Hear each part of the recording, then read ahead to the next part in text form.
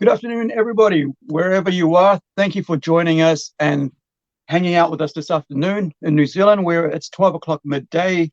Over in Mexico, I think it's around about 8 o'clock or 6, 7 o'clock. Over in America, it's around, depending where you are, it's about 7, 8 o'clock. Over in Canada, it's around about 8. And today we've got some awesome guests. We've got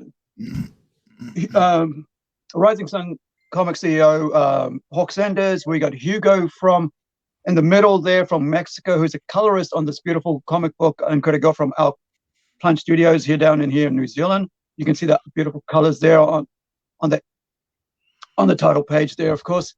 And we've got Larry from Nyobi Comics, writer and creator of the comic book, who's just had amazing success and is still going.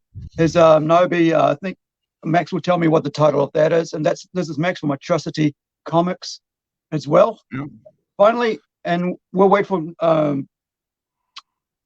Larry to come back on, but those guys will be joining us soon. They're a bit muted. I think Max is drawing and so on. So we've been about 7 days into this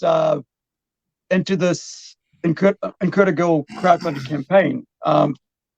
We got Pete Vasquez here from Pete. Yep. He's I'm not sure who the gentleman is, but he says hi from YouTube. He's one of our Thanks boys. for joining us, guys. If you're watching from YouTube, if you're watching from our different Facebook channels, thank you for joining us. Please leave a like and subscribe.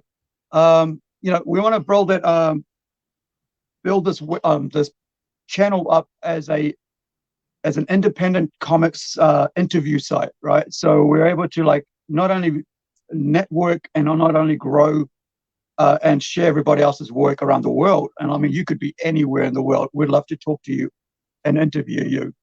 And we also, do the same thing for our Kiwi New Zealand comic book creators as well. So if you're out there, send us an email. It's I think if you go to our YouTube channel, it's in there about, and you'll see our email address. I think it's sm.plungestudios.gmail.com. I think .com. But thank you for joining us. And I just want to thank you to all our backers. We've got 8 backers now. We've still got 22 days to go. We've got 40% success rate so far. It's about, you're seeing here in New Zealand dollars, that's $610 New Zealand. So it's about 1,400 is our asking for New Zealand dollars for this campaign. Of course, that is a starting, try to get that started. And then after that, there's stretch goals. There's so much more we offer with so many of our awesome artists, cover artists, and creatives on the team. Max, would you like to tell us a bit about yourself, since you're our new guest? As I said earlier when we were in the back on the off air, before the show started, I'm Max DeVille. I started Atrocity Press probably in 2017, 2018. It was like right in December time frame. So, and we started with a comic book called Mary Machine Gun. I was shocked that no one had taken Mary Machine Gun ever. There was Machine Gun Mary everywhere, but there was no Mary Machine Gun. So I was like, all right, score. So we started working on that book. It did really well. The second book did even better. And that brought us on to bring Johnny Reed onto the company. And then he started doing his book, Human Hunters, which is doing well. It's not like doing like $30,000 campaigns like a lot of people do, but it's doing enough to pay for itself. And then we started doing Ninja Bimbos versus Zombies from Deep Space, which is our B movie title. It's just cheese ball. It's really all it is. It's just a bunch of adult material, so it's probably not perfect for this Sure. Current audience. Yeah. But. I mean, there is a whole was it like 1950s, 1960s with the whole around the 50-foot woman and stuff like that. Yep. That sort of idea behind it, or is it Well, this one, it's some comets come. You ever seen the movie Night of the Comet? no? Okay, well, this comet comes to Earth, and all these comets come and they land in New York, and they hit in New York. They also hit everywhere else in the world. It's taking place in New York, and it releases this green gas that turns everyone into zombies. And then some girls and guys don't get turned into zombies, but it's a very, very low chance of it happening. Right. You have like almost a 0% chance of surviving. And these exotic dancers, they end up surviving, and there's a reason why. And it's funny. Right. But there's just a bunch of jokes in it, and they don't know what they're doing when they're fighting at the beginning of the book, so they're not really that good. And then they end up running into this ninja master in the middle of this zombie apocalypse, and she's like, you girls are way out of your league. And then I like to use lines from some of my favorite movies. One of this one is, she got her hand out and she says, "Come with me if you want to live." Yeah, of course. But awesome. Yeah, we've made plenty of books. We've got a lot more in the hopper, I guess you would say. Our books are really, to be honest with you, our books are R-rated. They're not. Yeah. There's no sexual content in it, but there is a lot of gore and a lot of violence and a lot of swearing and nudity. So, I mean, it's definitely an R-rated book. So, I mean, don't just for my being here. I know you try to keep it all ages and everything. So I don't want my being here to be your you're saying that you're saying to go buy my books because it probably is not gonna work well with your audience. But I like talking about just making books and just the business of comics. So that's why I'm here. I remember once, because I used to own a comic shop, right? So I remember one time I had probably a 10, 12-year-old kid who'd always come in for Deadpool, right? Who's like, that's his fandom. This is like about 2015, 14. And the kid was, probably as far as I know, locally, was the most hardcore Deadpool fan. He comes in and his mum's there, goes, hey, here's a list of, what he wants. All right, let's go on the counter. And I go, so I looked at the mother and I went, hey, just want to let you know, this is quite a violent book. And, and I can't really say, without your permission. And she said, yeah, my son knows what's in them and we know what's in it. And our son is mature enough to handle that. And it's a character that he loves and enjoys. And, basically mom's saying, he's a balanced kid. I don't have to worry about him. He's very mature. He's good to go. And he's fine. And he's reading. Then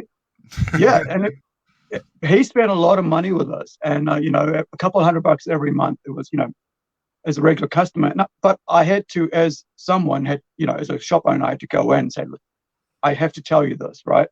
Like sometimes I've been where people just want to sell it, right? You just want to sell it and you don't want to actually warn. And then you have the problem where they come back, they go home and they come back and you got someone complaining and saying, why did you let my child take this? I've had the situation with a video game once where I had to walk back my cousin and say to the shop, to like what you'd call Walmart over there in the US and so on, and say, hey, did you just sell this to my nephew, my cousin? Because he said, oh, I said, why? It's like, it's got R18 on there. And he's only about 12 years old. It's like, well, I saw him with you. And so I just I thought it was, fine. I said, yeah, but I don't know. It wasn't as, because I think he had all these vouchers and stuff. So he was able to use them off. And then, so I had to say, no, he's going to swap those out and we're going to do this. So those are two examples of, like how things can get a bit messy for customer, the salesperson. I mean, as well. they're really pretty hardcore about that stuff with video games here in the Yeah. U.S. I mean, like they've got their little rating system and they Mm, stick to it. I mean, if it's an MA game, then they're gonna in year 12 they're gonna be like, hey, where's your parent?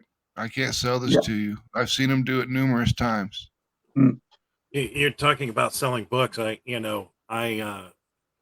Rising Sun US is pretty much nothing older than PG-13. So when I'm at shows and everyone kind of flocks to Henry the Cantankerous Hamster. So when we first printed it, we got some of that feedback. People didn't know that there was language in it, and we actually had to put a PG-13 sticker on the front of it because it kept coming back. And what's funny about that is that sometimes whenever they come up, I'll be like, hey, there's some language in this book. It's intended for an older reader, because younger kids will want to pick it up. And usually the mom will either say thank you or they'll say, oh, my kid hears worse from me. That's been the most common two replies. However, what I think is really funny is if I say that, the mom or dad will be looking at other books, and the kid will sneak around the back, flip through the book to find the words, and be like, "Oh, there it is," you know. Yeah. And so they're curious. They're curious. So I'm not for certain there's a great way to approach it, but I find that story very funny. But go ahead. I'm sorry. There is that also, like the whole warning, right? Parental advisory that they did like in the 90s with music. And so you knew which music you want to get to because people are warning you not to get to that music. And so it actually helped with record sales, right? Yeah, I'd say And CD actually, sales. it actually helped sales because people were all Yeah. like, "Well, this is obviously something that they don't want me to listen to, so I'm going to listen to it." Yeah. All right, Hugo, how's Mexico today? Oh, it's great. The heat has gone Yeah. a little bit down, so I'm a little bit more calm. But I did go to the gym right before Yeah. this live stream, so I'm very tired. So maybe I'm not as into the live stream, but I'm trying. I'm just tired. Cool. That's all right. Hey, have you got any work you can hold up that you've finished colors or partly into coloring? We're looking at your page right now. The colors on your page right here, with the Templeton twins. I received this the other day, and I was like really, really excited because I'd never seen them in color. Because when I hand these out to people, to my artists, I basically mock up photo images of what they want them to look at. I put heads of people, and I go, this one has to have dreads. This twin has to have like plain, Mary Poppins type thing, and the other one's kind of like a goth-looking twin. And so when I actually see something come back like this, it just excites me. And I was like, Hugo goes, "Oh, is there any changes?" I'm like, "No." Let me just look at my folder, and see if there's anything no, there's nothing. So yeah, Yeah, I was good glad job, that man. I was using the references that you sent me. I was always just checking and checking, but some of them were black and white also. So I was like, oh, I don't know what color the hair is gonna be or anything Yeah. like that. But yeah, I just use whatever worked better for the palette, and I think it came out great. So, have you Yeah. had a book come back completed yet? For me or for Hugo there? For you, for Aru. Oh, we're basically working on the colors now with Hugo, with this one. So the last book that we did was like a mature readers one called The Circle, which is black and white. So the next few that we've got coming out is all going to be like mostly colors. Like Yeah. we've got a couple, mature titles coming out, and they're all going to be colored. So this is our first full colored book, and I'm quite excited for it. Yeah, I tell you, when you actually sit down and read your first full colored book, you're like, okay, I made a comic. Yeah. Because when you do a black and white book, I've done a few in the past, Yeah. mostly through fanzines and stuff like that. But I helped, I wrote a couple and edited quite a few. It's just with the color just makes all the difference. It's the Yeah. smell of the ink is different. I mean, it's fantastic stuff. I'd like to give a It gives it life, right? Yeah. It really, like, you look at the page and go, oh, I get it now. You know, this is what I wanted. That's like the cool thing is that it's something that was in your head and now it's physically in your hand. Right. You know, and that's super cool. I'd like to give a shout out to Pete. I think he's from British Columbia. Is that right, Larry? No, Pete, he's in New York. New York. Yeah, he's New York. Oh, okay. Oh, he's in New York. Okay. Hey, Good Pete, West. thanks for joining us. Yeah, he's one of our crew. He's an artist from New York City. He does a lot of shows in that way. Specializes, I think, in the anime sort of style, but he's got a wide a range of talent. He's an artist for hire. So guys, if you're looking for someone to draw something for you, maybe consider Pete Vask. Yeah, Awesome. His anime stuff is great. His Bruce Timm style Batman stuff that he does, fantastic. I think I might have a Bruce Timm Batman or the figurine here somewhere. Very nice. So let's Hawk, do you want to take over on talking about the Kickstarter, and then we'll get back to you and talk it with Larry about Nyobi and stuff. Yeah, absolutely. I can talk a little bit about it. So, as you all know, we have 22 days to go on this campaign. We are at 43% funded. I think that's a wonderful thing. We have many different categories to do. I'd like to give a couple shout outs there. I know this is a little unusual. But Alexia Velez, thank you very much. John McIntosh, you're awesome, brother. Thank you. Alexis Larios, hopefully or Alex Larios, thank you for your support. Justin Young, thank you for your support.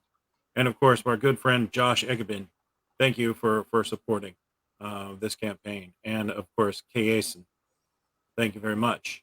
So without your help, we couldn't get here. And so I'm very, very happy that you guys have decided to go along with us here. I know that's a little unusual to these things, but just one of the many ways that we're going to show our appreciation.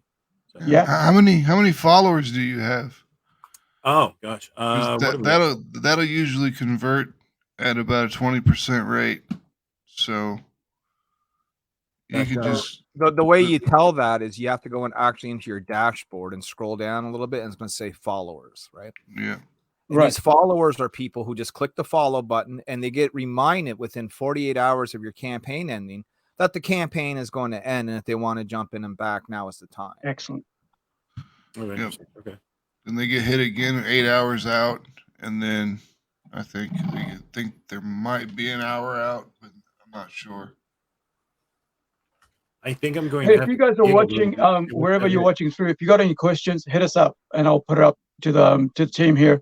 And probably get some info that you probably want answers to about Kickstarter and stuff, and about Atrocity books, Nyobi, of course, about Rising Sun, and just put it in the comments and I'll try to put it out here to everybody. Carry on, Hawk. Yeah, I'm digging around there. I think we're pretty low on the followers on Kickstarter. I think we're a little bit better on our social media platforms than Kickstarter. Did you do a pre-launch on this, or did you just launch the book? I did a pre-launch, but I think it needed a couple more days, to try and get it out there. We did a pre-launch for about 2 weeks out, and I think we could have done a little bit better job on the pre-launch to help get it out there to everyone that's following.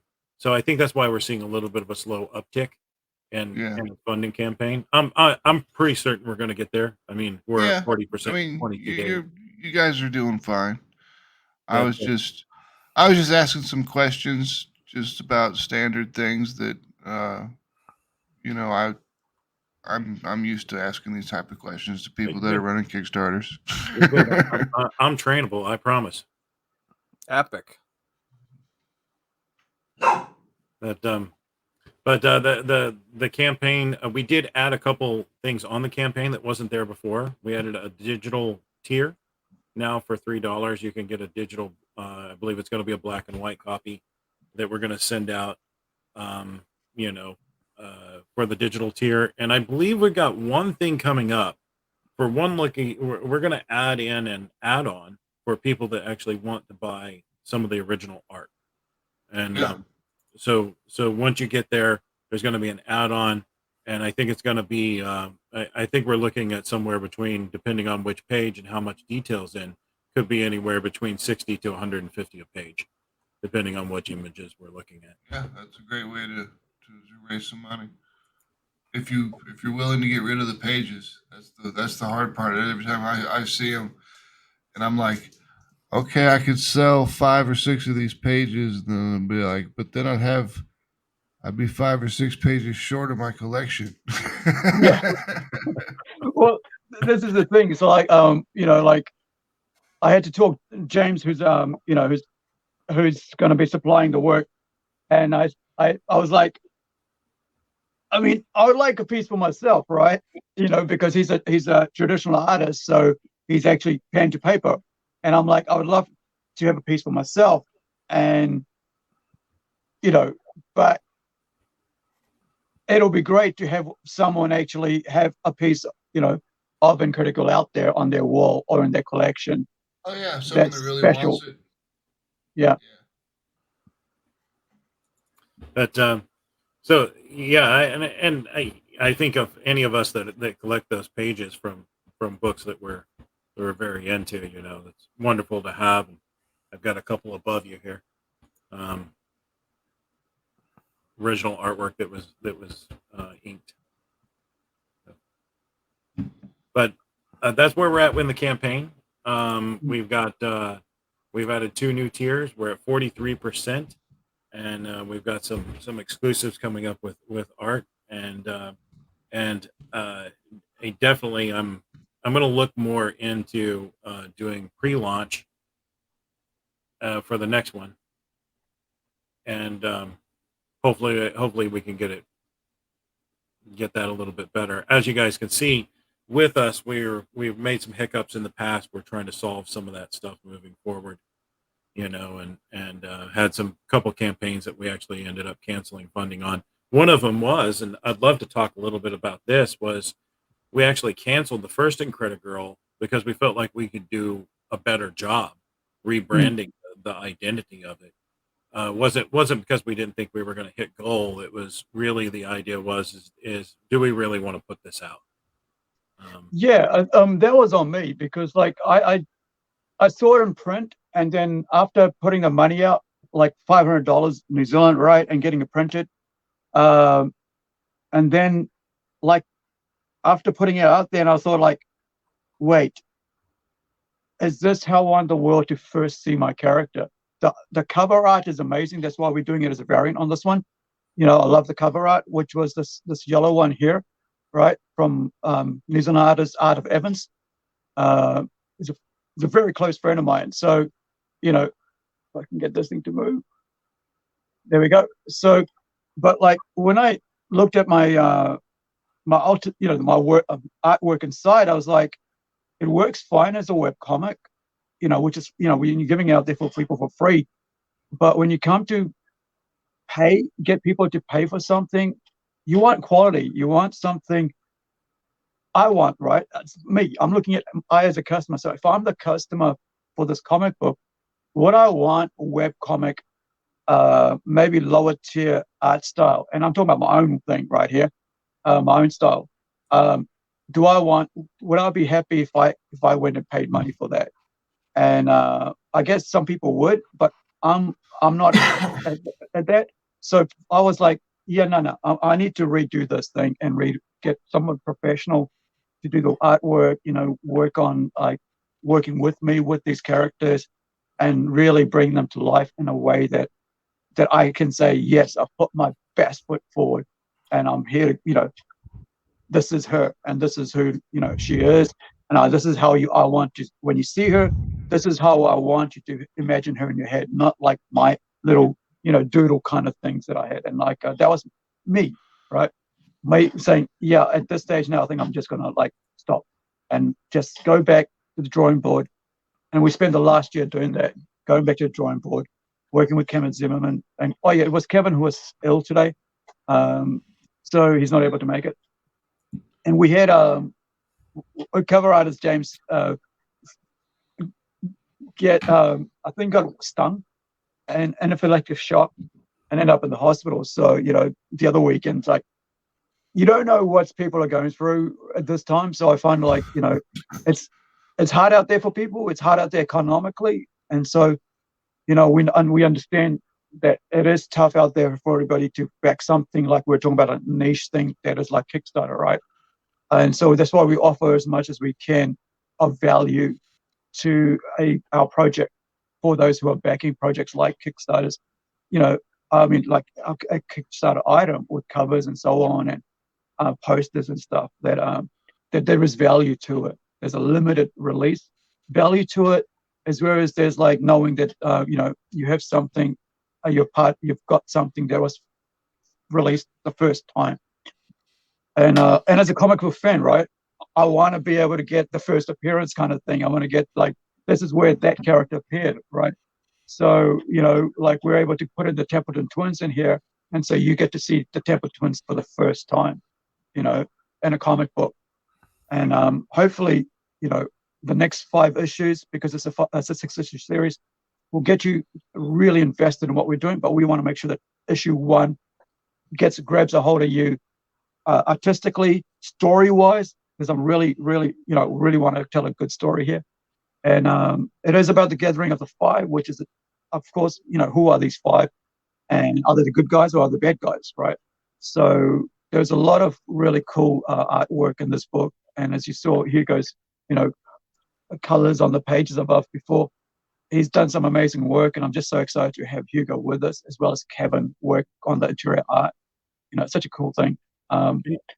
We've got Nyobi here. Larry, are you back with us? Oh yeah, I've been back for a while. I've just been quietly working away, I'd like to add one other thing here, Aru. Could you scroll to Hugo's page? So what we've got here is that, guys, if you're watching this, and you're wondering what we're talking about, if you go to plunge.com, you can go read the previous, which is Plunge a Comics. precursor. I'm sorry, Plunge Comics. If you go to Plunge Comics, you can go read the previous version of Incredi-Girl, which is a precursor to this one. This is actually a little bit of this is a different story. There we go, right there. And you can see the artwork of what it once was and how much it's grown into this. So if you're wondering what that looks like and why to back it, I think it's wonderful when an artist says, "Hey, I can do better. I can change. I want to make this better for my consumer base." And the worst thing would be is, it's not learning from what we've done in the past. So I think that's one of the reasons. So if you're watching, you can go there and read those. But this is what the artwork looks like on this particular book. And this man colored all those muffins individually. So go ahead and give it a read. Yeah, so this is the old the web comic, right? That I pulled. So you can go to plungecomics.com, and then you'll be, under Incredi-Girl, you'll be able to get the web comics there. But that's what I was looking at those muffins and that shelf. I was like, man, you're right there, Max. Like that shelf, is it? It'd be a lot of work. It'd be a lot of work. I wouldn't The want muffins to do it. were actually not the slowest part. I think the slowest part was the wall, defining the wall and the strips.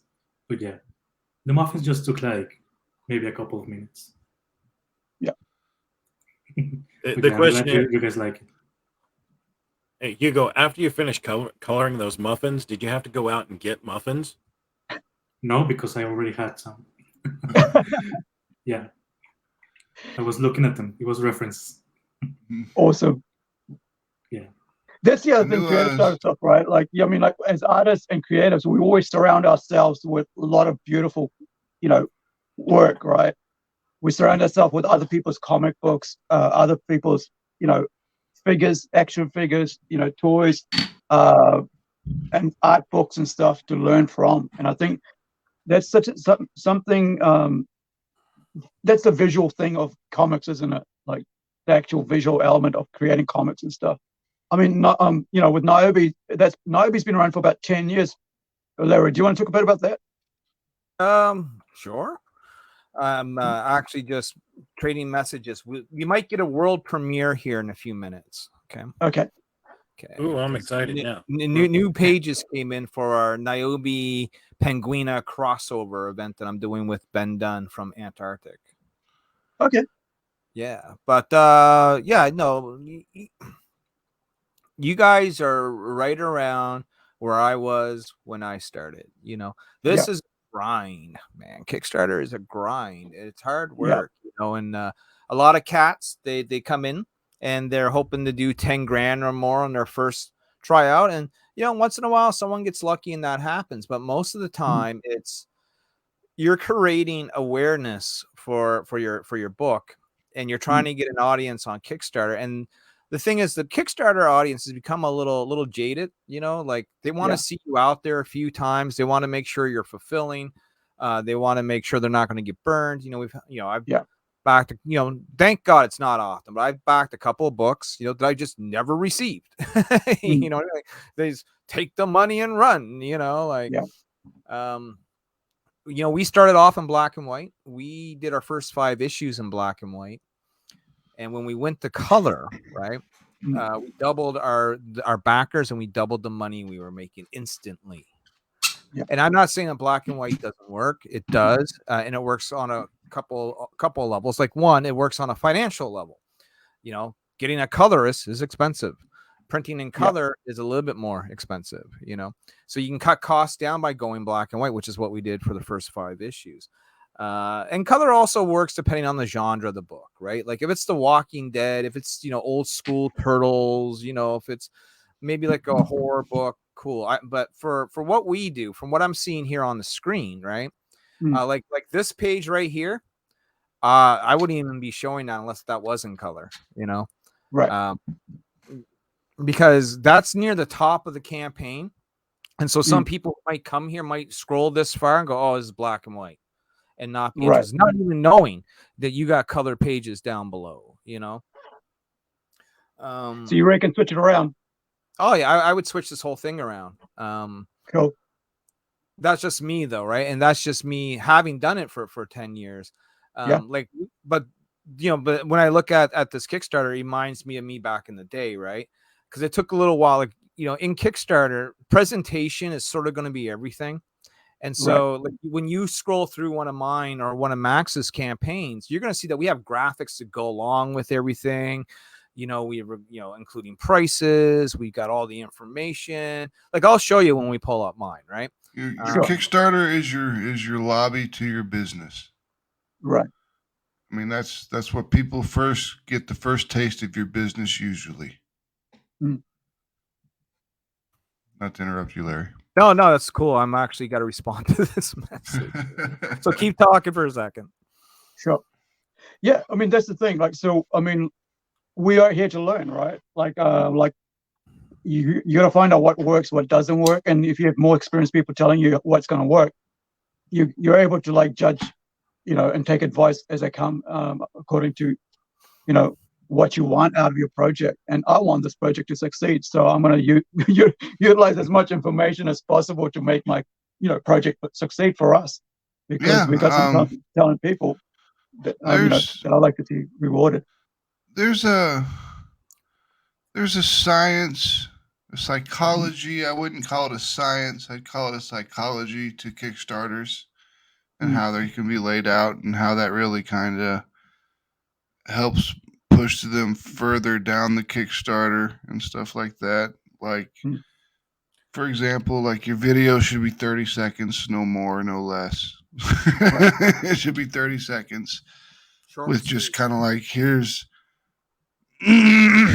what you're getting. Here's what we've got. Have fun with it, and then move on to the campaign. Larry puts his covers first because that's the first thing you see. I like to put my pages first because I want people to be sold on the pages, interior pages, not the covers.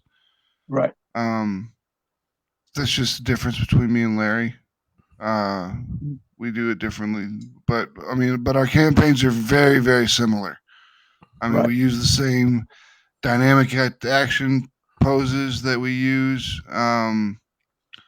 We use a lot of the same styles of colors and colorists, and some of Larry's characters were designed by my key artist Fernando Cordiero, who does Mary Machine Gun. So Right. it's his guys drew them, but the character design was through Fernando, which is pretty awesome.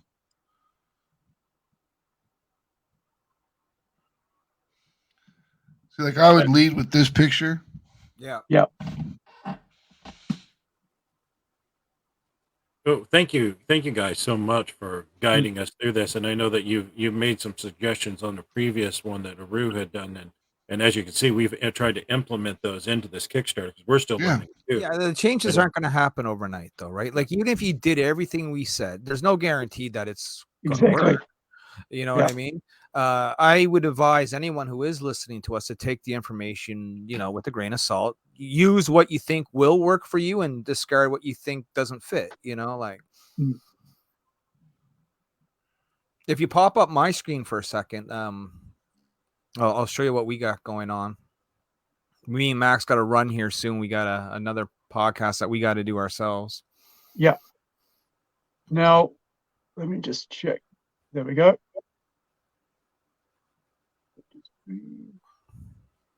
Nyobi. There we go. So this is what we have on the go right now. Nyobi Outbreak 2. It's a second part in a 4-part miniseries.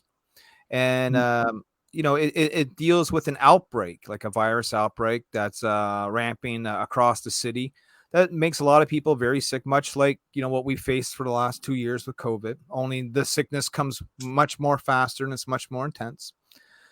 And in some cases, it activates the genome in the human body, right? So the genome is what gives people abilities in my world, right? So they erupt into, superpowered beings. So this is just the second part, right? Now, as you can see, sort of the reason why I'm showing this, not only just to, plug myself, but at the same time, like we got like little graphics like this at the top that we made through Photoshop, right? Just to spice it up a little bit. So, it breaks up the text, the cover is graphic, and then we have the cover, and then we have like, what letter it is, how much it costs, who it was by, a little image of it, right? Just to make it, pretty. We want the Kickstarter to look pretty, right? Right. And as you can see, we have 10 variant covers. Now, I'm not suggesting anyone go out and grab 10 variant covers, but for the genre of book that we do, me and Max do, which is along the lines of Evangeline, Witchblade, Lady Death, the bad girl comics that you remember from the 90s and early 2000s, right? That's our specialty, and so collectors of that genre like collecting variants. They like sending them in the CGC. They like getting them graded. They often end up on eBay for 3 times the amount that they bought them for. It happens quite a bit. So we got some of this going on. Then like Max said, Max will put his pages first. I put the covers first. But here, then we have a spot for the pages. And I would, some people seem to have this mentality that you got to put your pages in order and, or whatever. No, you just put some of the eye-catching stuff that you think, might work, right? Much like a movie trailer. It's going to be mixed up a little bit. So, we decided to lead with this new villain character that we got on the go. Show a little bit of her, show a little bit of Nyobi. We show a little battle scene that's happening in the book. We show Nyobi giving a speech here during the outbreak. Then we show off like add-ons. I can't stress this enough, people, if you're out there listening, right? If you have previous work, make sure people can buy that on your Kickstarter, because I'll tell you why. That is going to equal to about 1/3 of your money, right?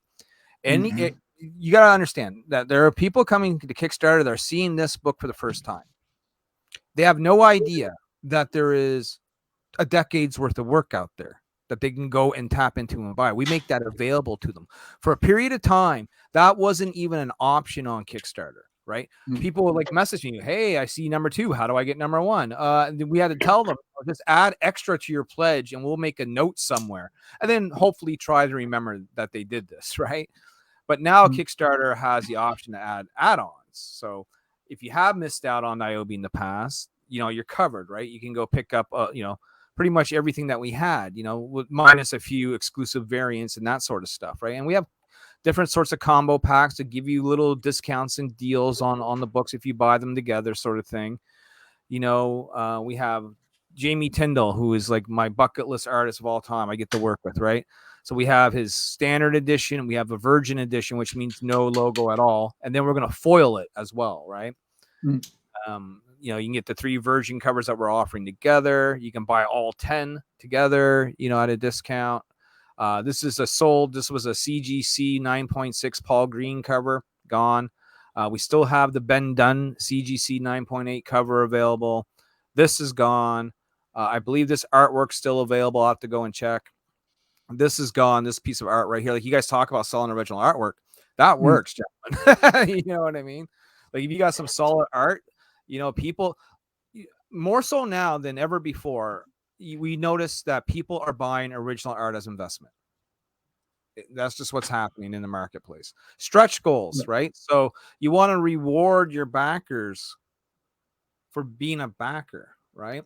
And so at 8,000, we unlocked a card that was drawn by Pete, who's in your chat. At 10,000 Canadian, which we've reached, we unlock this sticker here, this chibi sticker that was done by our good friend Giselle. At 12.5, which I'm slowly approaching, everyone is going to get this Keith Garvey bookmark of our new character Cat Call. At 15, it's this sticker of Sybil, our telepath in the book. Everyone's going to get a badge or a button, depends on what you call them, right? At 17.5, at 20 grand, it's another sticker, Cat Call. At 22.5, we have Nichelle Fraga bringing her Cat Call to life here, and then we have another button. And if we get beyond that, and we have gotten beyond that before, we'll put on more stretch goals, right? So Larry will make up something else. I'll make it. But we got add-ons, like I was saying, right? So Origins, our Todd McFarlane homage, Spider-Man 1. That's a popular one. There are people out there that just collect the homage to this classic cover. Like they just buy Spider-Man homages. It's weird. RB White. We got Chris Enod of Image Comics fame here.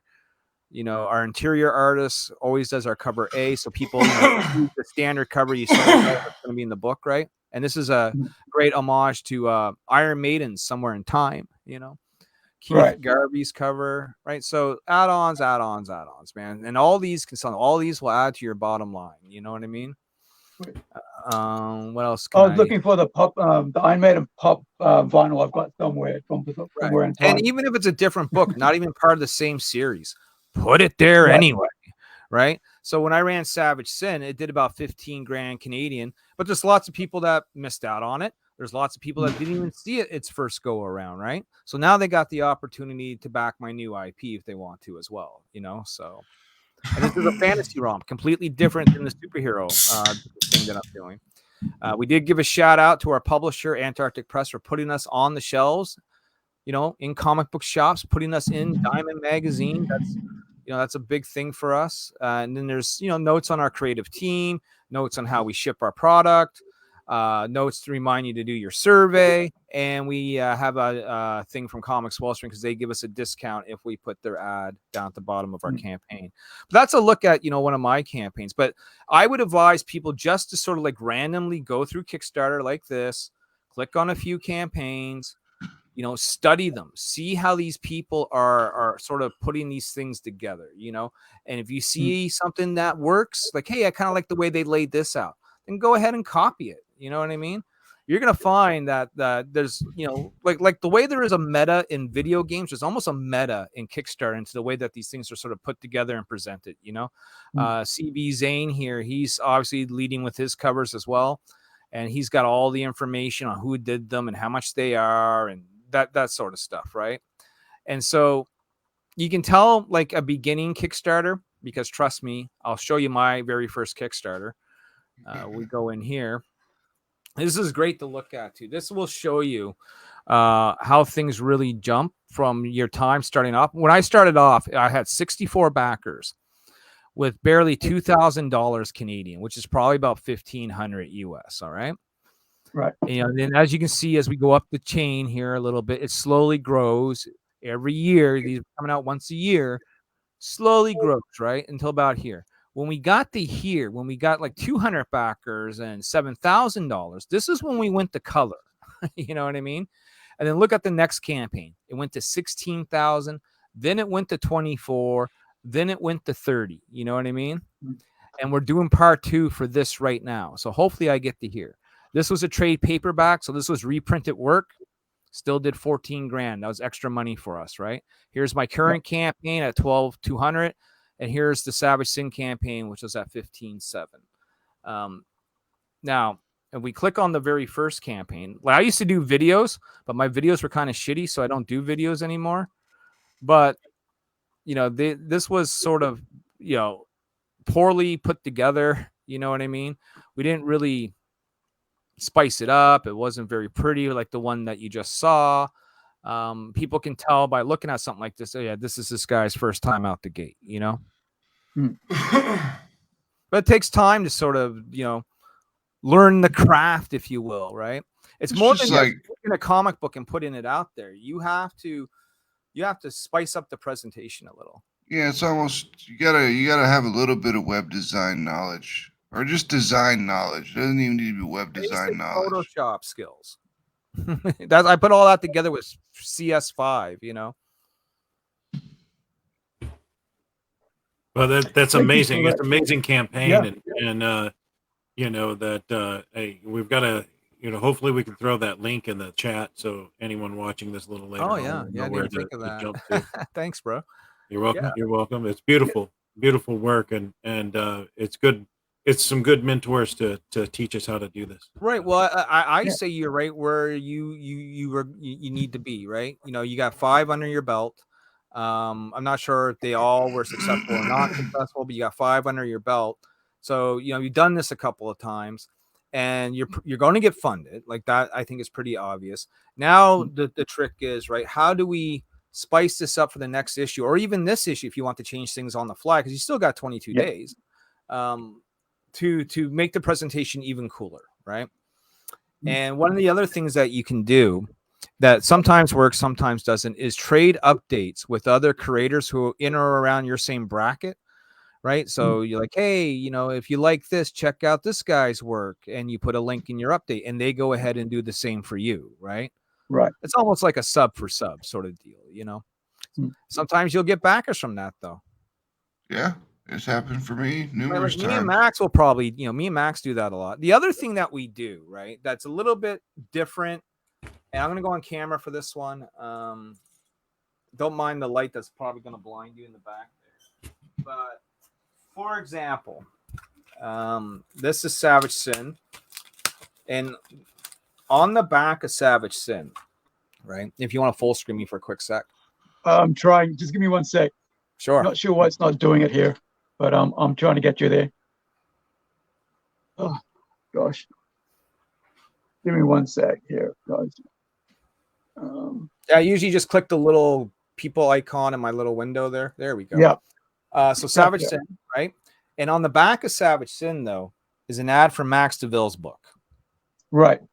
So we have a pact between us and our crew, you know, where we will advertise in each other's books. You know, Pete, that's in the chat. He's right there. That's his ad right there in my book. When we do this free of charge for each other. So someone that buys Savage Sin is going to turn around and go, oh, what's Ninja Bimbo Zombies from Deep Space? And the next time they're on Kickstarter, they might see this and go, oh, shit, yeah, I want to check that out, and go ahead and back it. Right. So, you know, there's just, you know, some other things that you guys can do amongst your crew, right? To, you know, further the word, you know? Yep. Yeah, we were looking at like doing that with us, but like the fact it kind of like because with us, because it's an all ages book, I was limited from putting any of our, you know, other Sure. books in there because of that, and so that's kind of like limited us on that. But yeah, you're right. I mean, like that's I think Rising Sun's been doing that for a while with like their print comics book. Do you want to talk about that?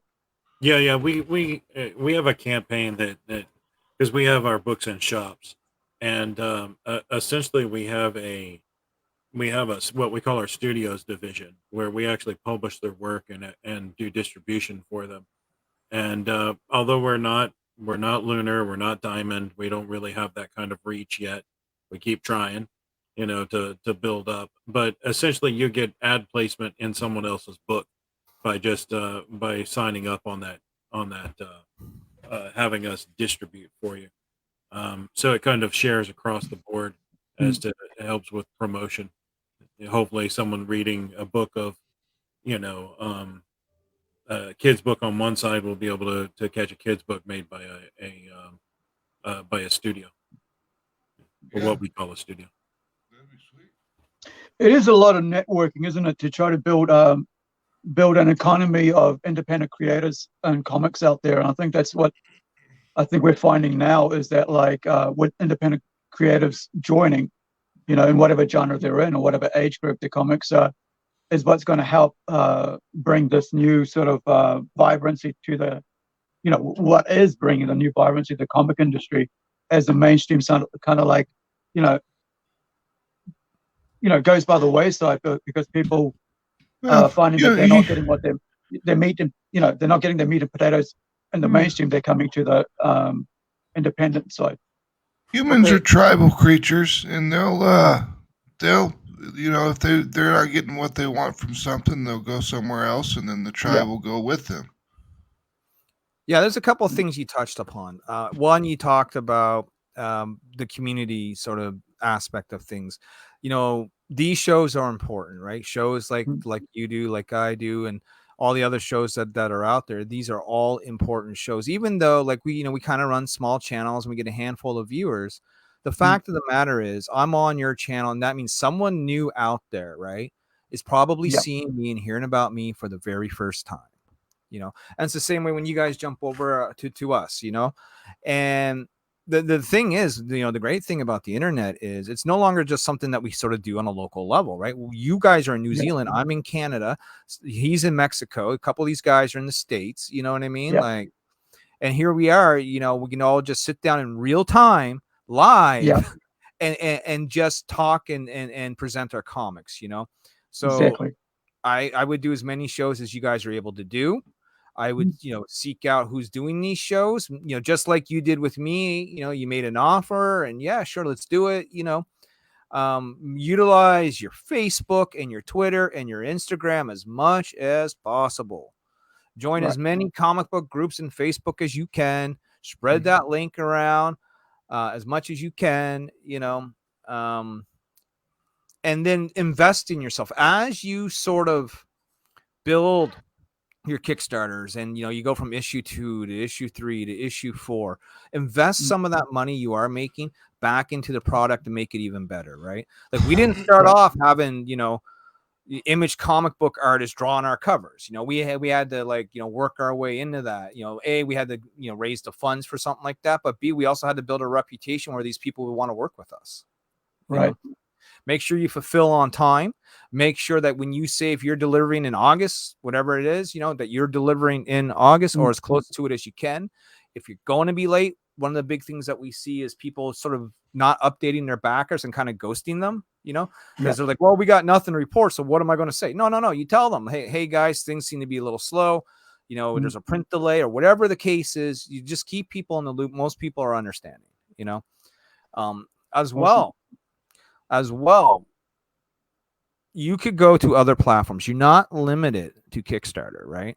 So let's say you do Incredi-Girl here and, maybe you get goal and you're like a few bucks over, but you know what? Maybe we can go over to Indiegogo and make a few extra dollars. Why not? Go ahead and do that.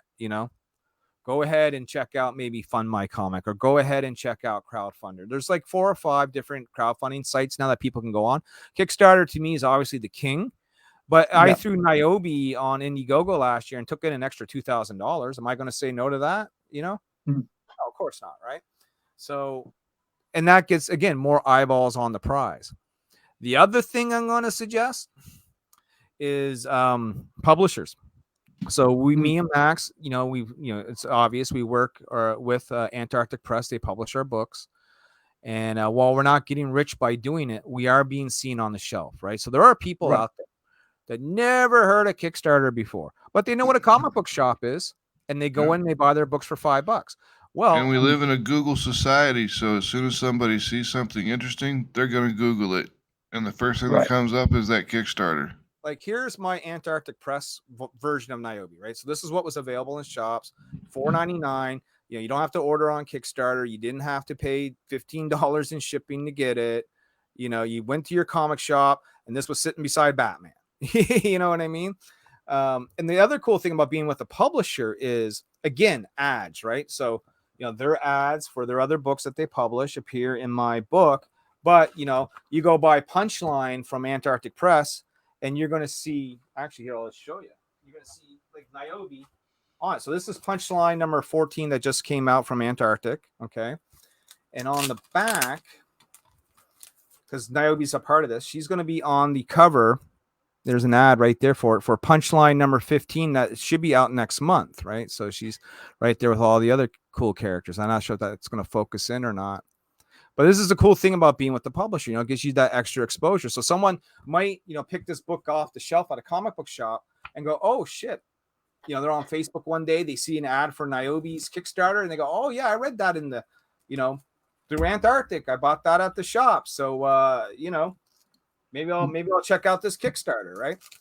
And there are smaller publishers, and what they've realized is that it's kind of almost easier now to sort of just pick up the content that's coming from Kickstarters and putting them underneath their label. Like IDW started to do it. Boom Studios has started to do it. Antarctic Press has done it. Action Lab Comics has done it, even though they're sort of defunct now. But there are publishers who are willing to pick up Kickstarter books, provided that you're able to produce, right? And so it never hurts to, submit to them. It never hurts to submit to anthology series. Max, am I missing anything? No, if you give me the screen, I can show you that I'm not lying. What are we not lying about? About Googling something. I Googled Nyobi. Yeah. The first thing comes up is the Canadian. Right. And if you click on images, watch what happens then. You know what I mean? Yeah. Hold on. And then it's got creator of Nyobi, Larry Higgins, Instagram. Yeah. And then it's got the Kickstarter for Outbreak number 1. So then we go to images. Yeah, and if you just click on images, like Nyobi pretty much dominates. When you search just that word, Nyobi, right? That's what's going to happen right there. All our stuff. And the further you go down, the less you see. But, for a good couple of swipes there, it's all us. You know what I mean? Yeah. I mean, that's the world we live in now, is a world of people that live in Google. So, and search engines, and they will find it. They will search engine it, and they will make sure they will come. Yep. Kevin Costner fielded it. Yeah. That's been my thing, like forever. It's like, if you got to do it, right? Like whatever you attempt, and if you don't build it, if you don't start anything, it's not going to get started. So I think one of my mentors always said to me, and I said this the other day, was like, if you come up with an idea, you got to do it yourself, right? You got to be willing to back it. And I think for us, with what we're doing, is like coming with an idea and working with other people to help us get where we want to go to the goal, goalpost, and reach that as much as we can. Like, we also here in Whangarei, we run in New Zealand, we run a convention, right? Like we've been doing for the last 5 years. It started as a Plunge independent indie comic convention, turned into pop culture, turned into an art thing. Yeah. That introduced cosplay into it, and artists actually showing, anime artists, comic book artists, and now we've introduced last year actual literature writers, right? People who write horror books, actual novels, right? Who are actually picked up internationally, who come to our thing and put a little I guess a symposium or like a little talk about it and what they do, and they encourage each other and stuff. And I think outlets like having independent little shows like that allows for independent creators who can't afford to go to, like, say, Comic-Con, right? Like if you're spending like tens of thousands of dollars, you're able to go to smaller local events and support those local events with your book there by buying a store, right? And you can put your comic book that you've published, or even a digital copy of your comic book, whatever link on USB, you're able to go, here's some art and here's some stuff. And I think the other thing is with like, and supporting the local economy and supporting yourself and your community creatively through those sort of independent, like, town hall type small venue events, rather than the big, huge, 40,000 people, 50,000, 100,000 people events, which cost lots to go to. But if you do something locally and support your community locally in that, and one thing that's happened here is that, we've got a comic group just started up, make comics, meet in a local library and stuff like that. And like, last, I think a couple of weeks ago, Hawk went to a local comic store, right? That was just opening up, and he was able to take some comics there and do some signings and stuff, because Hawk is a toy designer for, I think it was Hasbro and Disney. Wow. And so I saw them advertising for this, and the guys were saying like, hey, bring your toys, get it signed by the guy who actually designed your toy. So I think this sort of like local community, supporting the local community art scene is really important, as well as supporting the local community, LCS, right? Local comic store. Because in the end, we all want to be able to have someone who doesn't know anything about what we do walk into a store locally and go, oh, what's this about? And see our book there next to, Nyobi, next to anybody else's book that's in an independent creator thing. I think by growing that, support grassroots wise, it's a good way to like actually inspire other young ones coming up after us, which is where I'm at with that. It's like trying to get, next generation getting interested in the passion that I have for my, it's so weird. We got guys that come on our show, like Gage the Wolf and a few others, that go, I got into making comic books because I was watching you guys. Right. We get guys that come on our show and they're nervous to talk to us, and we don't know why, right? But they're nervous to talk to us. Like they think, like, like it'd be like me trying to talk to like Chris Claremont, writer of the X-Men or something. You know what I mean? Like, dudes, we're dudes in our houses making comics, like, yeah. But what you discovered, what we've all discovered, right? And you got a taste of it last night when you came into our private off air, is that we do this on the reg, and now you're one of our friends, you know what I mean? And now we're probably going to crisscross often, and that only strengthens us, Right. Yeah. Hey, talking about that, like, there's 2 points I wanted to, before you guys go, because I know you guys got something else to do, and I've got another podcast about 2:00 here, which is another hour with an airbrush artist. But I was going to ask about this CGC thing, right? Sure. And the other thing I want to ask about is, when you're sending to, say, like, if you're sending to New Zealand and someone in my, that's in the community, right? That I'm part of, like, say, like, okay, let's say a Carl Walker, right? So I was thinking about this yesterday. I was thinking, so if Carl Walker's backing a book, just just by name, or say if Justin, who's backing our book, is also backing your book, right? Mm-hmm. Yeah. Or but like, how do we cut down on something like, say, freight, right? So if I come in and back one of your books, it only really matters if there's enough of you, right? Right. Like if there's like 50 people in New Zealand backing our book, then yeah, probably having all those guys pay that high shipping is a little crazy when we could probably do it cheaper, like send it to one guy and then that one guy sends it to everyone else. And you probably save a few bucks doing it that way. I don't think it'd be massive amount, but you probably save some money. But the thing is now you got to put all that trust into this guy, you know, on the other side of the world to actually hold up their end and do what they're supposed to do. Right. So this whole thing is based on trust. You know, we work with people all across the world. We network with people all across the world. And even if you have a contract, how do you really enforce a contract with some guy in the Philippines? You know, so so a lot of this is on the honor system and the way that, you know, if you mess up, then the community will let you know, and probably no one will want to work or deal with you again. You know?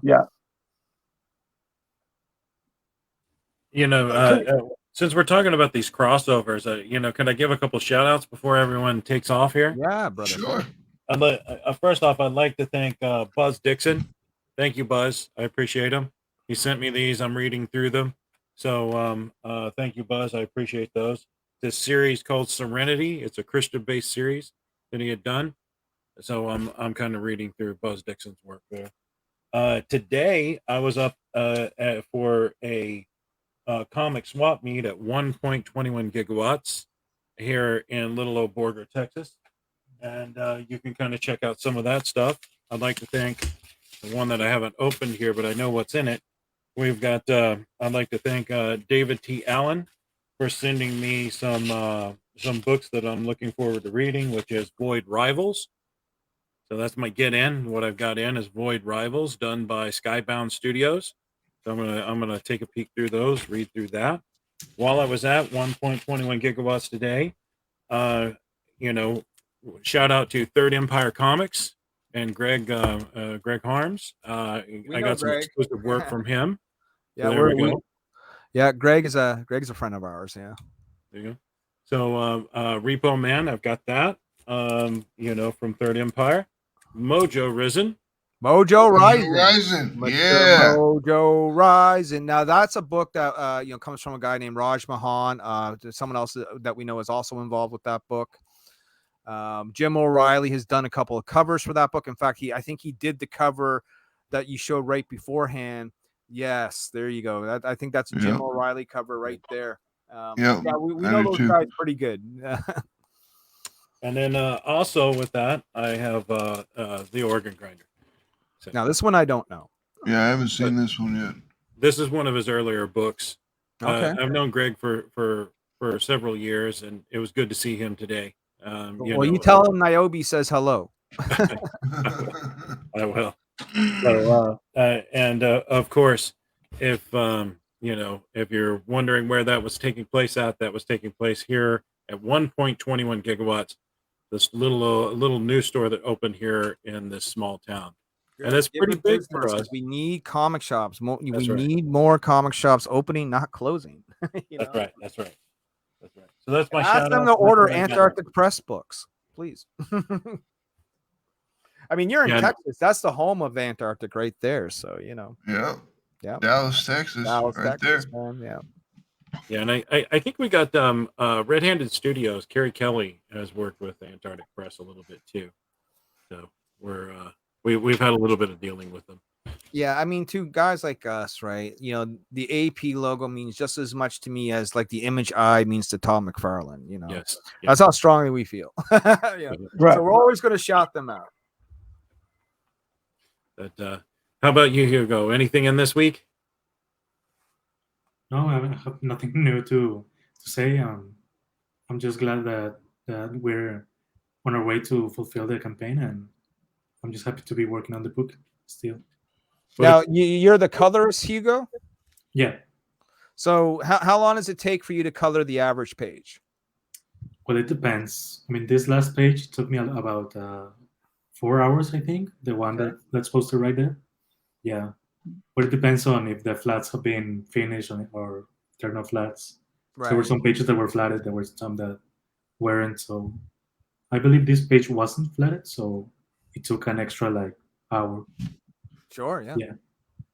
I like the work though, dude. Like you got a lot of going on here. You know what I mean? Oh yeah. Thank you. Thank you. Looks good. I like the colors. Really Yeah, did. it also took like the first page of any book is gonna take a little longer than Yeah, all and of the here's other the thing pages. about good colorists, right? They can take, good art, even great art, and make it better. Yeah. Like you look at a black and white piece, you go, "Oh, that's okay," and then you see like a great colorist, go ahead and throw some crayon down, and next thing you know, you're like, "Whoa, you know what I mean?" Like, Yeah. Yeah, but also bad colors can also ruin Oh, yeah. some great Yeah, art. 100%. But you're not a bad colorist. I can tell just by looking at the page. You know what I mean? Like, Thank you. Yeah, I'm trying. So how about you, Larry? Anything in this week? what for books that I bought? Yeah, books you bought. Any shout outs or anything in this week? Yeah, I picked up a couple things. Not much though. I picked up Street Fighter versus Turtles. So, I'm a big Chung-Li fan. I'm a Turtles fan, so I had to grab that. I got Critter #1. This is Tom Hutchinson's book. This is a back issue that I picked up. He's bringing Critter back with the Antarctic, so figured I'd grab that now. Here's the cover for the Turtles book with the Street Fighter. It's a pretty cool cover. Yeah, it's pretty badass, Yeah. But, I mean, as far as, I got all kinds of things to show off, but, Punchline, I showed that.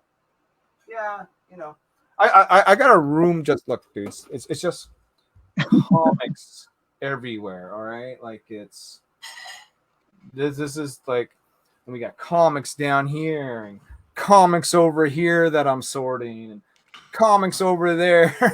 Like it's pretty insane, man. I thought I was the only one who's surrounded by by comics and stuff, and I can't move around.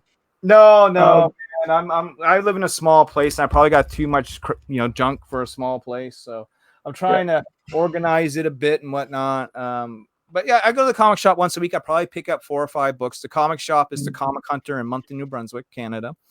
They do carry my books, so shout out to the boys down there. Awesome. But that's pretty much it, right? Yeah, I haven't bought comics for a while. I actually the comic shop that I actually buy off is a one that's outside my area, and it's like sporadically now, and it depends on what's coming out, right? Anything, because I'm trying to concentrate on collecting toys more now than anything, because I'm disappointed with the mainstream.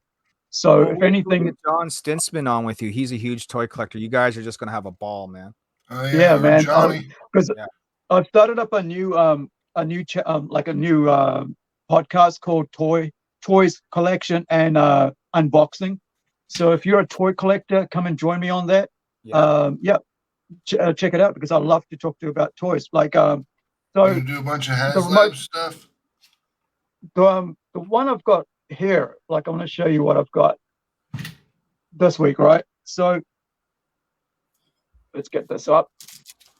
So this is my most recent acquisition over the last. It arrived this past week. This is Joker, and it's kind of looks like a Heath Ledger Joker, right? And then it comes with this little bag of tricks, right? And it sort of like closes up that, and there you go.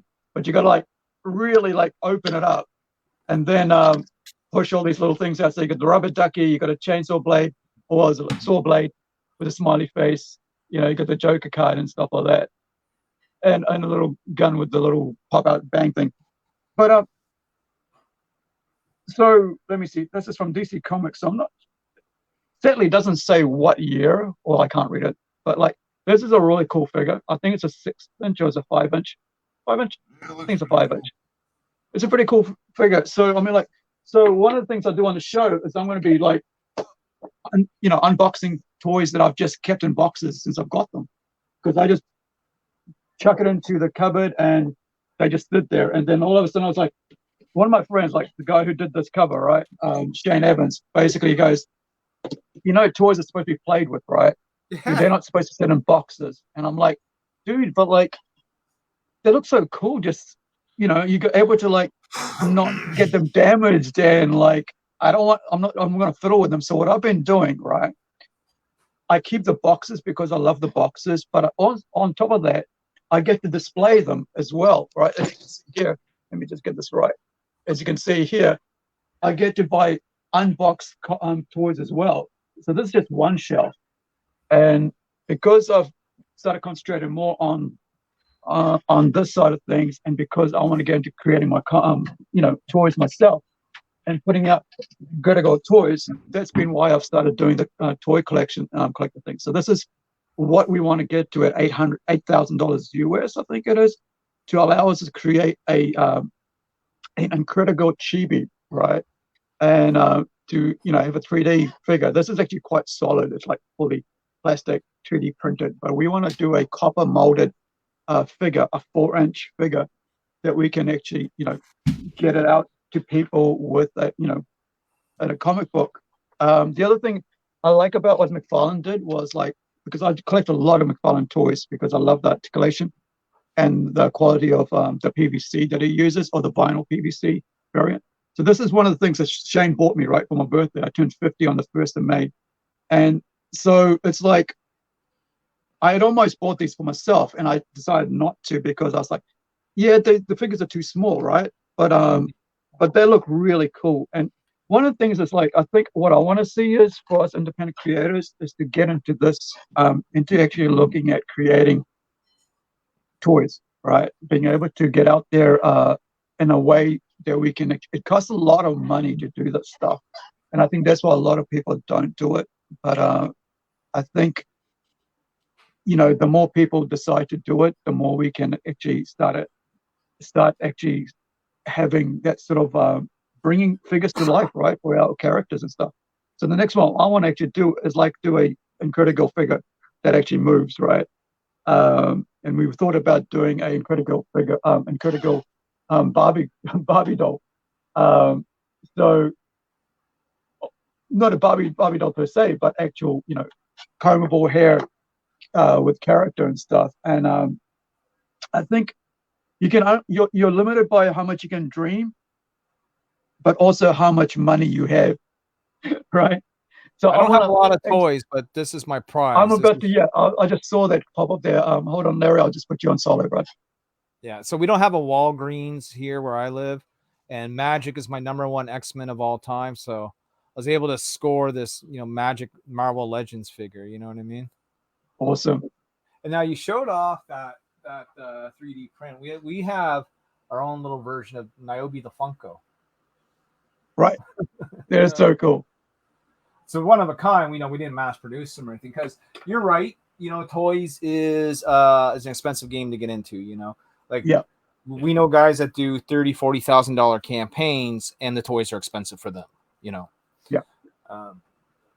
So yeah, it's a game I would advise being very cautious with. I'm never going to say to anyone don't do it, but understand that you better move some toys. You know what I mean? Like, yeah, it's quite an interesting little thing. I mean, like, you got to factor in everything, right? You got to look at who's doing it. Have they done it before? Is the quality of the product good? And so the people that we're actually looking to do it with us actually are, manufacturers of toys. And I think they actually produced them for Marvel Legends. Right, we saw their work. Yeah. So like it's you're trying to build, like, to trust, right? Somebody, you're building something way across the other side of the world, and you're like, how do we trust someone with our product? And one of the things we've realized, like, and I mean, the West, America especially, has realized is by you do something, it's going to get a bootleg copy of it out there for a couple bucks. Yeah. And, you sort of, it's a ball game that can be scary, but if you don't play, you're not in the game, right? And so hopefully, like, if you guys are, want to talk toys with me, and, a collector, and want to talk about your one passion project, or the passion item that you were able to get, right, that you actually hunted down so hard and got. I want to show you something that's like one of the most valuable things I have, which is a figure, but not a toy at all. Right. So I'm just going to put this in, and I'm probably got another 10 minutes off this, and then we'll solo out. I mean, sure. pop out. But I want to, and then I'll let you guys go. But let me see. Can you guys see this? I can.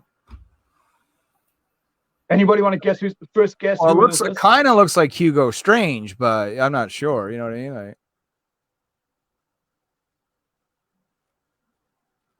this is Spider Jerusalem from okay. oh gosh, I forgot the title of the book. Transmetropolitan by Derek Robertson did the artwork, right? With one of my favorite artists of all writers of all time, Garth Ennis creation. Oh no, Warren Ellis. I think it's with the Warren Ellis book. Sorry, if I'm right. Or is it Garth Ennis? I'm getting confused between the two. So this is Spider Jerusalem, and check out his cat. This is a cold cast porcelain, if I remember right.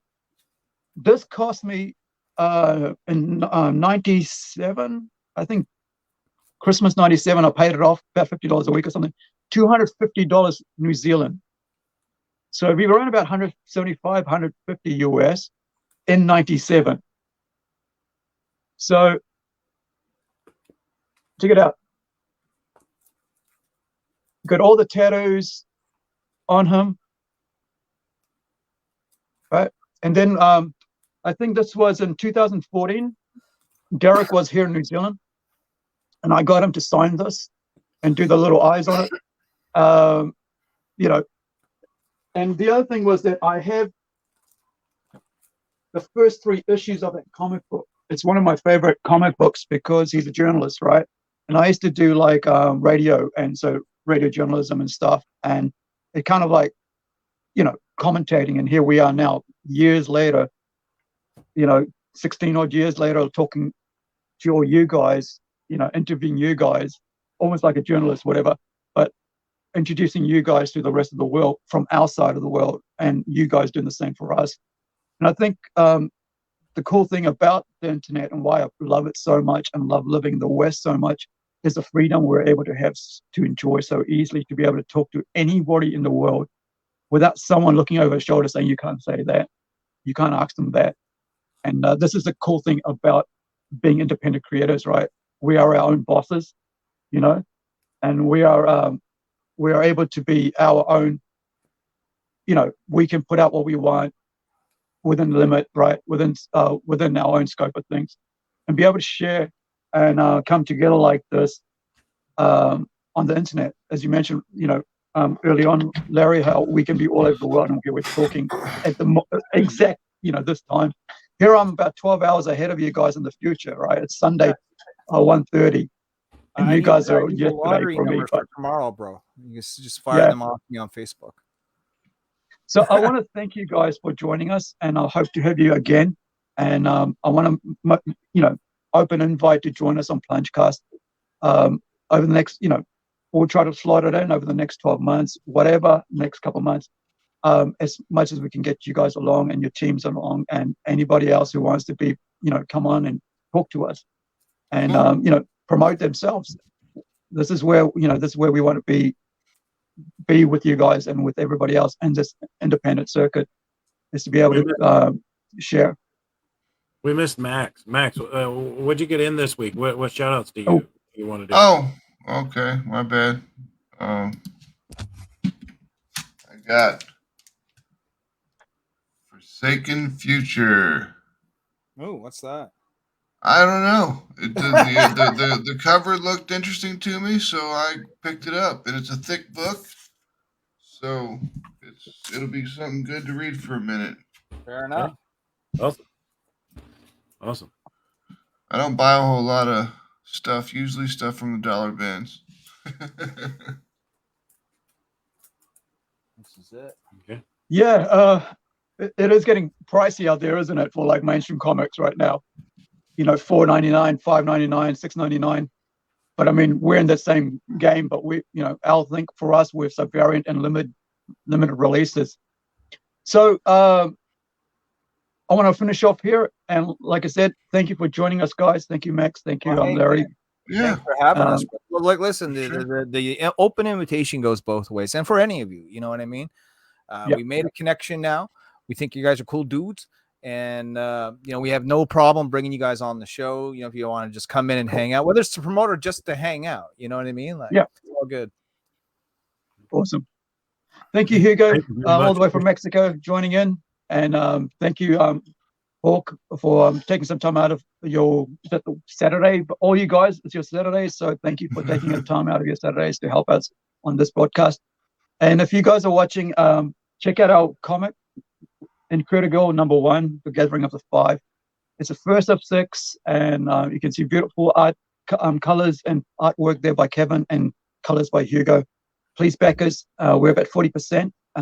Check it out, and we'll see you soon.